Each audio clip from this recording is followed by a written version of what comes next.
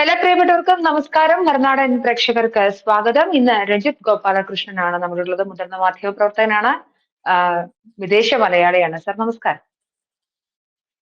നമസ്കാരം.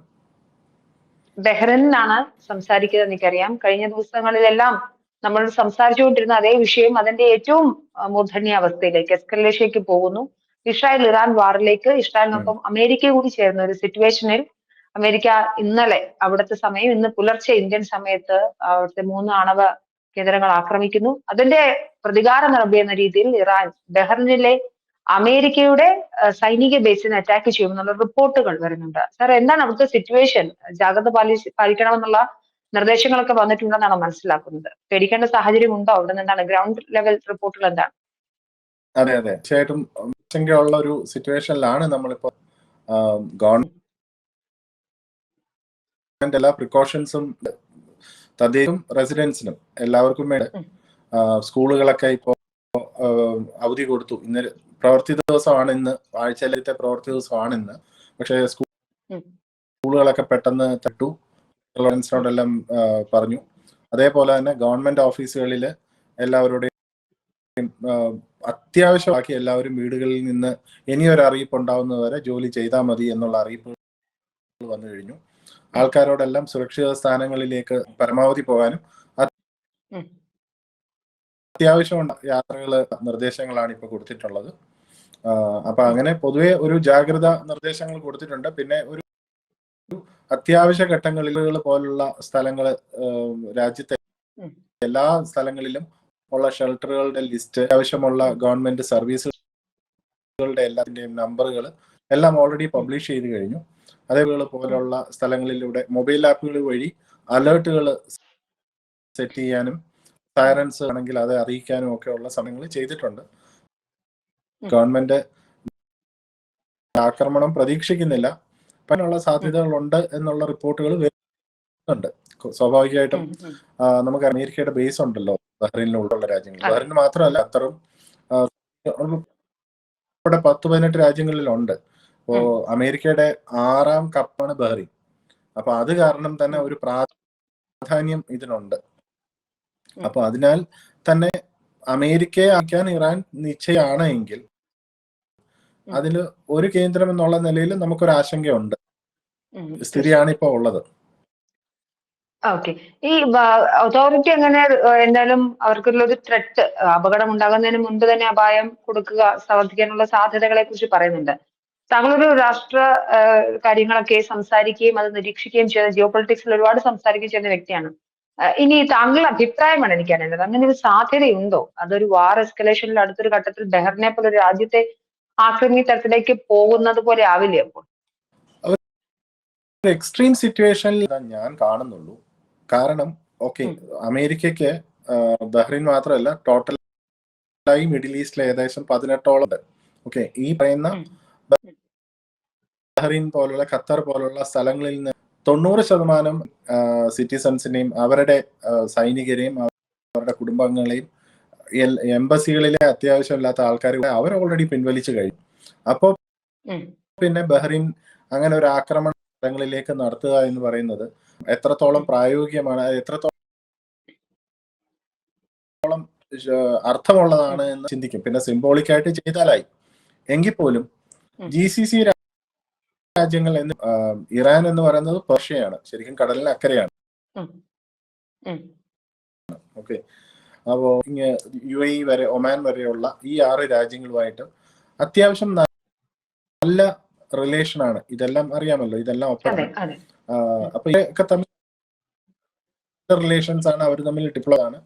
പിന്നെ ഒരേ ജനത, ബഹ്റൈൻ പ്രത്യേകിച്ചും നമുക്കറിയാം, ഇറാനിലുള്ളത് മുസ്ലിങ്ങളിലെ തന്നെ ഒരു വലിയ വിഭാഗമായിട്ട് ഷിയ വിഭാഗമാണ്.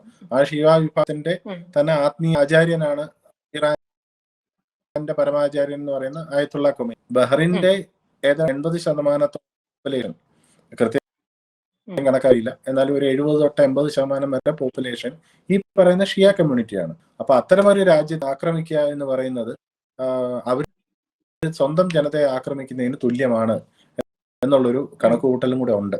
പക്ഷെ എങ്കിൽ പോലും കേന്ദ്രങ്ങളെ ആക്രമിക്കാൻ, സ്പ്രെഡ് ആയിട്ട് ആക്രമിക്കാൻ തീരുമാനിച്ചത്. ഇപ്പൊ ഇന്നലെ തന്നെ ആണവ കേന്ദ്രങ്ങളിലെ ആക്രമണം കഴിഞ്ഞ് ഇമ്മീഡിയറ്റ് ആയിട്ട് ഇറാൻ റിട്ടാലിയേറ്റ് ചെയ്തത് അമേരിക്കൻ കേന്ദ്രങ്ങളിലേക്കല്ല എന്ന് നമ്മൾ ശ്രദ്ധിക്കണം.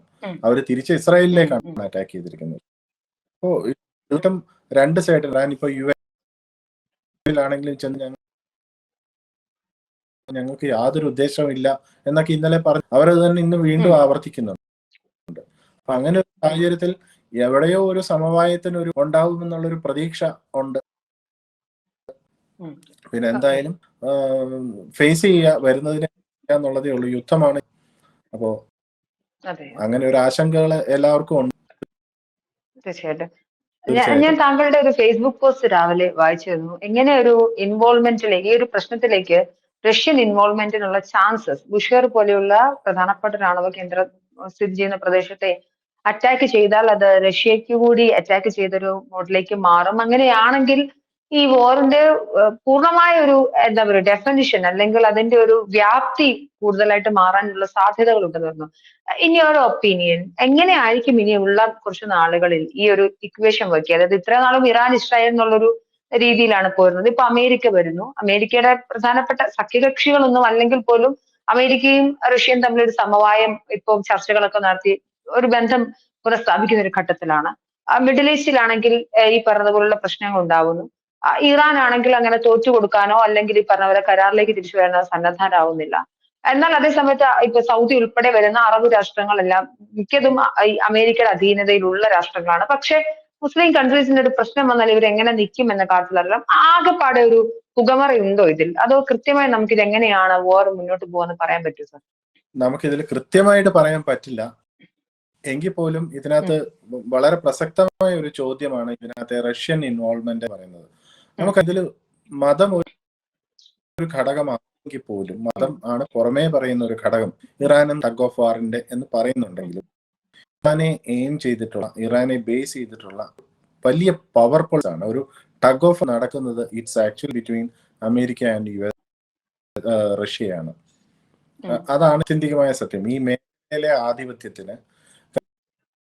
കാരണം ഇറാൻ, റഷ്യ, ചൈന വേണ്ടി വന്നാൽ ഉത്തര എന്നുള്ള സൈഡിൽ കിടപ്പുണ്ട്. ഓക്കെ, ഇറാനിലെ ഈ കഴിഞ്ഞ 46 വർഷമായിട്ട് ഷാ ഭരണത്തിന് ഈ മത ഖമനേയി ഭരണത്തിന്, ഖൊമേനി കഴിഞ്ഞ് ഖമനേയി, ആ ഖമനേയി ഭരണത്തിലേക്ക് GCC രാജ്യം ഇവരുടെ മുകളിൽ ഇറാനിലെ ഈ, കാരണം GCC എന്ന സൗദി, ബഹ്റൈൻ, ഖത്തർ, ഒമാന്, UAE ഈ പറയുന്ന 6 രാജ്യങ്ങളാണ്. ഇവര് പൊതുവെ സമാധാനപരമായി അവര് ലോകത്തിലെ എല്ലാം ഈ പറയുന്ന റഷ്യയുമായിട്ട് പോലും വളരെ നല്ല റിലേഷൻ ഉള്ള അടുത്ത ഏകദേശം ഒരുപാണ് റഷ്യ മിനിസ്ട്രി, അതേപോലെ തന്നെ റഷ്യയുടെ പഴയ USSRന്റെ ഭാഗമായിട്ടുള്ള കിർഗിസ്ഥാനുമായിട്ടും ഒക്കെ ബാങ്കിങ് മേഖലയിലും സാമ്പത്തിക മേഖലയിലും സഹകരണത്തിനുള്ള കരാർ ബഹ്റൈൻ സൈൻ ചെയ്തത് ഈ കഴിഞ്ഞ ഒരു മാസത്തിനകത്ത് നടന്ന സംഭവം. റിലേഷൻ വെക്കുന്ന രാജ്യം വെക്കുന്നതാണ് GCC. അതേസമയം തന്നെ 18 സെന്റർ ഈ പറയുന്ന അതിൽ പ്രധാനമായിട്ടും 6ാം കപ്പൽപ്പട, 7ാം വ്യോമസേനയുടെ ആസ്ഥാനം ഖത്തറിലും, അവിടെ 10,000 ട്രൂപ്സ് ഉണ്ട്. ബഹ്റൈനിൽ ഏകദേശം 3000 ഉണ്ടെന്നാണ്. ഓക്കെ, ഇവിടെ വെച്ചിട്ട് സൗദി അങ്ങ് എല്ലായിടത്തുമായിട്ട് ഇത് വെച്ചിരിക്കുന്നതിന് പ്രധാനപ്പെട്ട കാരണം ഈ എന്ന ഭരണകൂടം ഈ പറയുന്ന GCC രാജ്യങ്ങളിലും ഇങ്ങനെയുള്ള ഇസ്രായേൽ തൊട്ടുള്ള, ഇസ്രായേലൊക്കെ പിന്നീട് ഇവരുമായിട്ടുള്ള ടഗ് ഓഫ് ആണ്, ഞങ്ങൾ നിങ്ങൾക്ക് പ്രൊട്ടക്ഷൻ തരുന്ന ബേസിസിലാണ് അമേരിക്ക ഇവിടെ. അപ്പൊ ഇവരുടെ അന്ന് മുതലുള്ള ഒരു ലക്ഷ്യം, കാരണം ഇതിനൊക്കെ പ്രധാന അടിസ്ഥാനപരമായിട്ട് കിടക്കുന്ന കാരണം ഇറാനിലെ വൻ എണ്ണ സമ്പത്താണ്. നമുക്കറിയാം സൗദി അറേബ്യ എണ്ണയിൽ റിച്ച് ആണ്, നാച്ചുറൽ ഗ്യാസിൽ റിച്ച് ആണ്. ഇത് ഉള്ള സ്ഥലമാണ് ഇറാൻ. വൻ രീതിയിൽ തപ്പിലാണ് ഈ പറയുന്ന, പണ്ട് കാലത്ത് നമ്മൾ അറിയാം, നമുക്ക് ഗൾഫ് എന്നുള്ളൊരു പേരില്ലായിരുന്നു. പണ്ട് പേർഷ്യ, ഈ പേർഷ്യ എന്ന് പറയുന്നത് ഇറാനാണ്. പേർഷ്യ അത്ര സമ്പന്നമായിരുന്നു ഷാ ഭരണകാലത്ത്. പിന്നീടാണ് ഈ ശേഷം US വെച്ച സാങ്ഷൻസ് കാരണമാണ് അവര് കുറച്ച് ബുദ്ധിമുട്ടിലേക്ക് ആയിപ്പോയത്. എങ്കിൽ പോലും അവരുടെ എണ്ണ നടക്കുന്ന എണ്ണ മൂവ്മെന്റ്സിന്റെ ഏതാണ്ട് 70% നടക്കുന്നത് ഉൾക്കടൽ എന്ന് പറയുന്നത് ഈ ബഹ്റൈനും ഇറാനും അല്ലെങ്കിൽ സൗദിക്കും ഇറാനും ഇടയിലുള്ള ഈ ഒരു ഉൾക്കടൽ വഴി പുറത്തേക്ക് കടലിലേക്ക് ഇറങ്ങുന്ന ഹോർമൂസ് കടലിടുക്ക് വഴിയാണ്. ആ കടലിടുക്കിന്റെ പകുതി ഇറാനാണുള്ളത്.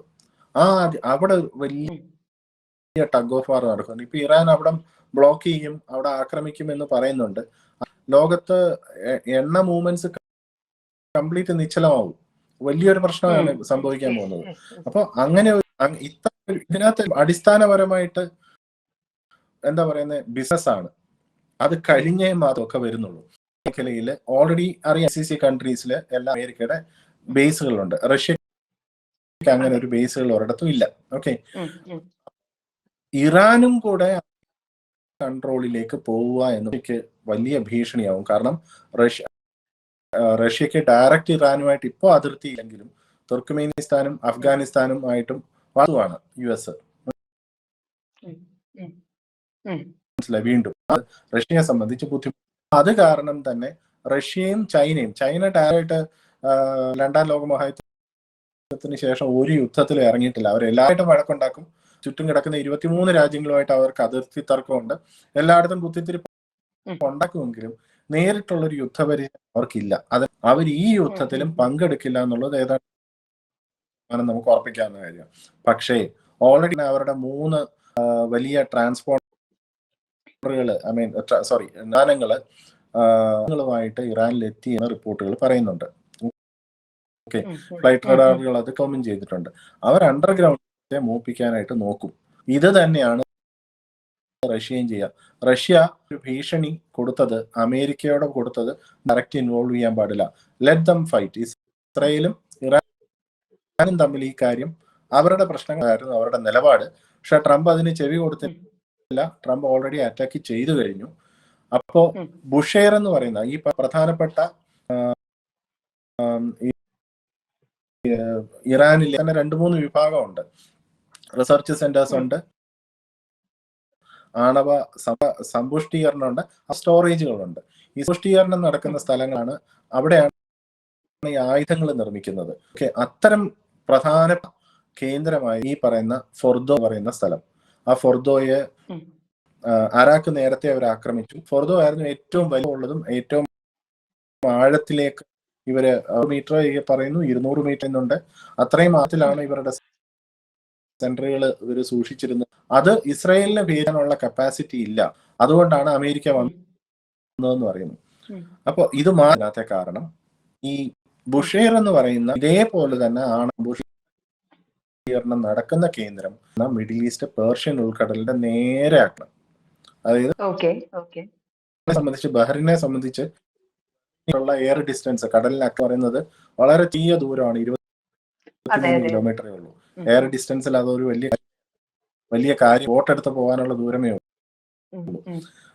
ഇവിടുന്ന് ഇപ്പം കൂടെ പടിഞ്ഞാട്ടോട്ട് മാറി കുവൈറ്റ്, സൗദിയുടെ നേരെ ഓപ്പോസിറ്റിലാണ് ഈ പറയുന്ന തീരപ്രദേശത്താണ് ഈ ബുഷേർ എന്ന് പറയുന്ന ആണവ സമ്പുഷ്ടീകരണ കേന്ദ്രം. മാർച്ചിൻ ഇവരുടെ റിസർച്ച് സെന്ററുകൾ 2-3 ആക്രമിച്ചു.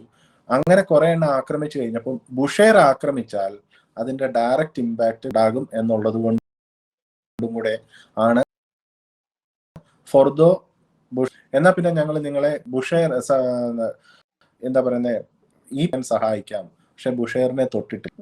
ഇന്നലത്തെ ആക്രമണത്തിൽ അവിടെ തൊട്ടിട്ടില്ല, ഇതുവരെ അവിടെ പറയുന്നില്ല. അതിന് രണ്ടാമത്തെ കാരണം, ഒന്ന് ലീസ്റ്റുമായിട്ട് പ്രോക്സിമിറ്റിയിലാണ്, 2 ഈ പറയുന്ന റഷ്യയുടെ നിയന്ത്രണത്തിലാണ്.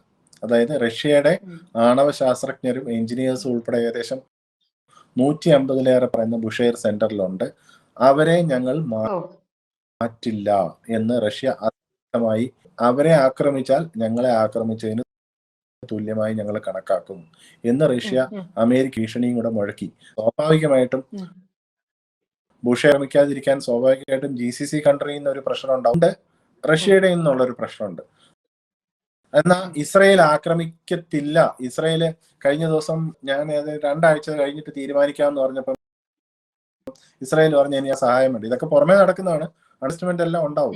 പക്ഷെ ഞങ്ങൾക്ക് നിങ്ങളുടെ സഹായം ആവശ്യമില്ല, ഞങ്ങൾ നേരെല്ലാം തീർത്തോളാം എന്ന് ഇസ്രായേൽ ഇന്നലെ പറഞ്ഞു കഴിഞ്ഞപ്പോൾ ഇന്നിപ്പോ ഇവിടെ ആക്രമിച്ചു പക്ഷെ എന്റെ ഒരു തോന്നലില് ഈ പറയുന്ന ഈ കംപ്ലീറ്റ് പ്ലാനുകളും വളരെ നേരത്തെ തന്നെ പ്രീ പ്ലാൻഡ് ആയിരിക്കും. ഈ നടക്കുന്ന ഇതെല്ലാം ഒരു അനുസരിച്ച് മുമ്പോട്ട് പോകുന്നതാണ് ഞാൻ വിശ്വസിക്കുന്നത്. അടുത്തത് എന്താണെന്ന് നമുക്ക് കാണാം. അതെ അതെ. ഒരു നോക്കൂ ആശങ്കകളുടെ സാറേ, ഒരു സമയം. തീർച്ചയായിട്ടും പ്രത്യേകിച്ച് അവിടെ കൂടി ഇരിക്കുന്ന ആളെന്ന രീതിയിലേ എത്ര കണ്ട് പ്രിപ്പയർഡ് ആയിട്ടിരിക്കാൻ പറ്റിയാലും ഇപ്പോ ഏറ്റവും മികച്ച വ്യോമ പ്രതിരോധ സംവിധാനങ്ങളുള്ള ഇസ്രായേലിന് പോലും 90% കൂടുതൽ ഒരു ഉറപ്പൊന്നും അതിൽ പറയാൻ പറ്റാത്തൊരു സാഹചര്യമാണുള്ളത്. നോക്കൂ, എന്റെ അവസാനത്തെ ചോദ്യത്തിലേക്ക് ഞാൻ വരികയാണ്. ഇപ്പോ ഇങ്ങനൊരു വാർ എസ്കലേറ്റഡ് ആയി വലിയ രീതിയിലേക്ക് മാറുന്നു. ഖൊമേനിയെയാണ് തീർക്കാൻ വരെ ഞങ്ങൾക്ക് പറ്റുമെന്ന് ട്രംപ് അടക്കം ഇന്നും പറഞ്ഞിട്ടുണ്ട്. ഞങ്ങളുടെ കയ്യകലത്തിലല്ല എന്ന് ട്രംപ് ആവർത്തിക്കുകയും ചെയ്യുന്നു. ഇനിയും നിങ്ങൾ കീഴടങ്ങിയില്ലെങ്കിൽ അത് ഞങ്ങൾ ചെയ്തിരിക്കുമെന്നുള്ള ഒരു ആഹ്വാനം കൂടെ തന്നിട്ടുണ്ട്.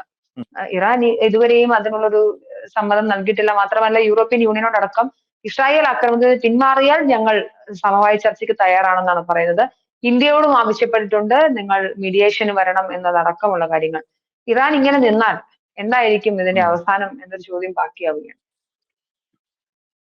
ഇതിനകത്ത് ഇന്ത്യക്ക് ഒരു വലിയ പങ്കുണ്ടെന്നാണ് ഞാൻ വിശ്വസിക്കുന്നത്. കാരണം ഇറാൻ നമ്മുടെ ഒരു സൗഹൃദ രാഷ്ട്രമാണ്.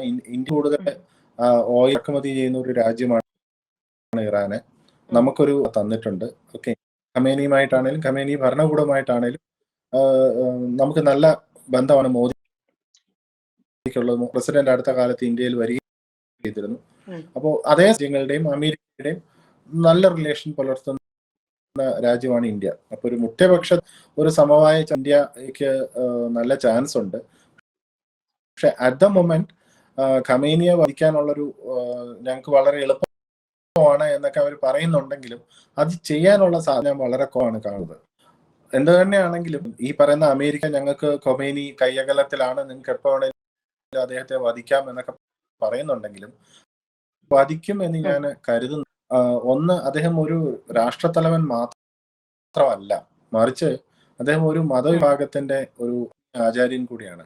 അങ്ങനെ ഒരാളെ ഇന്ന് ലോകത്ത് വലിയൊരു വിഭാഗത്തിന്റെ മത ആചാര്യനാണ് അദ്ദേഹം. അദ്ദേഹത്തെ വധിക്കുക എന്ന് പറയുന്നത് കാലങ്ങളോളം നീണ്ടു നിൽക്കാവുന്ന ഒരു സ്ഥിതിയിലേക്ക് അമേരിക്കക്കാർക്ക് ലോകത്ത് എവിടെയും അപകടം ഉണ്ടാവുന്ന പോകാനുള്ള, അതുപോലെ ഇത്രയും വലിയൊരു രാജ്യത്ത്, പ്രത്യേകിച്ചും വളരെ ഒരുപാട് ഡെസേർട്ടുകളും മലനിരകളും ഒക്കെയുള്ള ഒരു രാജ്യത്ത് 6,10,000 സൈനികരുള്ള ഒരു രാജ്യത്ത് ഇറാനെ കീഴടക്കാനായിട്ട് അവർക്ക് സാധിക്കില്ല.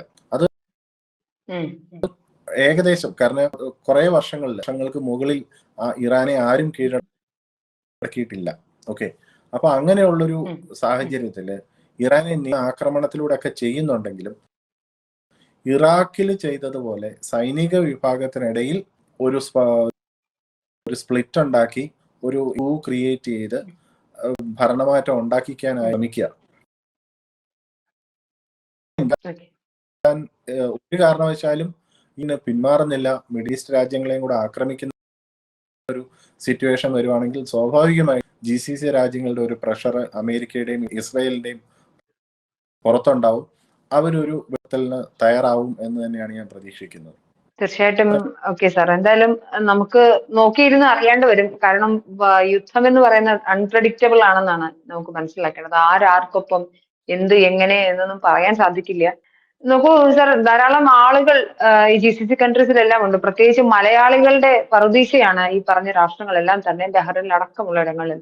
എങ്ങനെയായിരിക്കും ഈ വാർ ഇങ്ങനെ പോയി കഴിഞ്ഞാൽ അത് സാധാരണക്കാരെ നമ്മളെ അടക്കം ബാധിക്കും? എങ്ങനെയാണ് മലയാളികളെ ഇത് ബാധിക്കുക എന്ന് ചിന്തിച്ചിട്ടുണ്ട്? പ്രത്യേകിച്ച് എണ്ണവില വർദ്ധിക്കുന്നതും ഒക്കെയുള്ള പ്രാഥമികമായിട്ടുള്ള ചില പ്രശ്നങ്ങൾക്ക് കൂടുതലായി ഉണ്ടാകാൻ പോകുന്ന കുറെ അധികം പ്രശ്നങ്ങൾ കൂടി ഉണ്ടല്ലോ. ഇതെങ്ങനെയായിരിക്കും സ്വാധീനിക്കുക?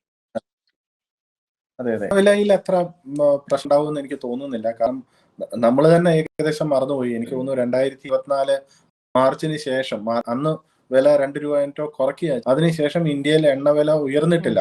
റഷ്യയുടെ ഒരു സപ്പോർട്ടും ഇന്ത്യ ഗവൺമെന്റിന്റെ ഒരു കരുതലും ഉള്ളത് പെട്രോൾ വന്നിട്ടില്ല. പക്ഷെ ഹോർമോസ് കടലിടുക്ക് ആക്രമണ എണ്ണ മൂവ്മെന്റുകൾ, ചരക്ക് ഗതാഗതം തടസ്സപ്പെടുകയും ചെയ്തു കഴിഞ്ഞാൽ അൺപ്രഡിക്റ്റബിൾ ആണ് സിറ്റുവേഷൻ. ഉപരി അവിടെ അങ്ങനെ ഒരു ആക്രമണം ഉണ്ടാവുകയും ഗൾഫ് രാജ്യങ്ങളിലെ ഇറാൻ പരക്കെ ആക്രമിക്കാൻ ആയിക്കോട്ടെ, പക്ഷെ ഒരു ആക്രമണം നടത്താൻ ശ്രമിക്കുകയും ചെയ്താൽ രണ്ട് തരത്തിലുള്ള ഇമ്പാക്റ്റ് ഉണ്ട്. സൗദി മുതല് പറയുന്ന 6 രാജ്യങ്ങളിലായിട്ട് ഒരു 80 ലക്ഷം മുതൽ 1 കോടി ജനങ്ങൾ വരെ ഭാരതീയരായിട്ടുണ്ട്. ഓക്കെ, അപ്പോ അതന്നെ ഒരു വലിയ വിഭാഗം മലയാളി അതിൽ അറിയാം. ഭാരതീയരിൽ ഉള്ള ടോട്ടൽ ഉള്ള ഭാരതീയരിൽ പകുതി കൂടുതൽ 60% എങ്കിലും മലയാളികളാണ് സ്വാഭാവികം. അപ്പോ ഇവരെ ഇതിൽ തന്നെ മഹാപക്ഷമുള്ളത് സൗദി അറേബ്യയാണ്. ഇതിൽ നിന്നും വലിയ രീതിയിൽ ഒഴിപ്പിക്കലുകൾ വേണ്ടി വരും തോന്നില്ല. ഖത്തർ തുടങ്ങിയ രാജ്യങ്ങളിൽ നിന്നായിരിക്കും അങ്ങനെ എക്സ്ട്രീം സിറ്റുവേഷനിൽ വേണ്ടി വന്നാൽ തന്നെ ഒഴിപ്പിക്കൽ വേണ്ടി വരിക. എയർ ട്രാഫിക് ബുദ്ധിമുട്ടായിരിക്കും. നോക്കണം, ആകെ 16 ലക്ഷം 5 ലക്ഷത്തോളം ആൾക്കാർ ഇന്ത്യക്കാരാണ്. തന്നെ ഉറച്ചു നിൽക്കത്തേ ഉള്ളൂ. എങ്കിൽ പോലും അതിന്റെ ഒരു 10% ഒഴിപ്പിക്കുക പറയുന്നത് കടൽ മാർഗം അല്ലാതെ അസാധ്യമായ കാര്യമായിരിക്കും. ആ കടൽ മാർഗം അടയാനുമുള്ള സമയം. അപ്പോ സ്വാഭാവികമായിട്ടും ഈ യുദ്ധം മുന്നോട്ട് വ്യാപിക്കുകയാണ് എന്നുണ്ടെങ്കിൽ തീർച്ചയായിട്ടും നമ്മൾ ഇവിടെ പ്രവാസികളായിട്ടുള്ള ആൾക്കാർ മാത്രം അവരുടെ ഫാമിലീസ് ഈ പറഞ്ഞ പോലെ ഇന്ത്യ ഗവൺമെന്റിന്റെ മുമ്പിൽ ഒരു കോളേജിലേക്ക് ഏറ്റവും വലിയൊരു പ്രതിസന്ധിയിലേക്കായിരിക്കും അവർ പ്രാർത്ഥിക്കാനേ സാധിക്കുള്ളൂ. പെട്ടവര് സമചിത്തതയോടുകൂടി ഒരു സംഘർഷത്തിന് എത്രയും പെട്ടെന്ന് ഒരു അവസാനം ഉണ്ടാകട്ടെ എന്ന് പ്രാർത്ഥിക്കാനേ നമുക്ക് സാധിക്കത്തുള്ളൂ. തീർച്ചയായിട്ടും. എന്തായാലും വളരെ വ്യക്തമാണ് സാർ. എന്തായാലും ഞാൻ പറഞ്ഞ പോലെ യുദ്ധത്തിൽ അങ്ങനെ എന്ത് സംഭവിക്കും, എങ്ങനെയായിരിക്കും, ആരുടെ ശത്രു ആരുടെ മിത്രമെന്ന് നമുക്ക് പറയാൻ സാധിക്കില്ല. ചരിത്രത്തിൽ ഇതുവരെയും പറയാൻ പറ്റിയിട്ടില്ല. അതുകൊണ്ട് തന്നെ ഇതിലും എന്തായാലും പറയാൻ സാധിക്കില്ല. അതിലും മണിക്കൂറുകളുടെ വ്യത്യാസത്തിലാണ് ഓരോ കാര്യങ്ങളും മാറി മറിഞ്ഞുകൊണ്ടിരിക്കുന്നത്. എന്തായാലും ഇറാൻ കീഴടക്കുക, ഇറാൻ ആണവ നിർവ്യാപന കരാറിൽ ഒപ്പിടുക എന്നതിൽ കവിഞ്ഞ് ഇതിനൊരു സൊല്യൂഷൻ ഉണ്ടാകുമെന്ന് പ്രതീക്ഷിക്കേണ്ടതില്ല. ഏറ്റവും ഒടുക്കം ഖമേനി ഭരണത്തിന്റെ പതനം കൂടി നമ്മൾ കണ്ടാലായിരിക്കും ശാശ്വതമായ ഒരു പരിഹാരം ഉണ്ടാവുകയുള്ളൂ. കാര്യം അല്ലാത്ത ഘട്ടത്തിൽ ഗസയിൽ യുദ്ധവും ഇസ്രായേലിന് നിരന്തരമായി യുദ്ധം ചെയ്തുകൊണ്ടിരിക്കുകയും ചെയ്യുന്ന ഒരു സ്ഥിതിവിശേഷം ഉണ്ടാകും. അത് എല്ലാ തരത്തിലും ബാധിക്കും എന്നാണ് മനസ്സിലാക്കേണ്ടത്.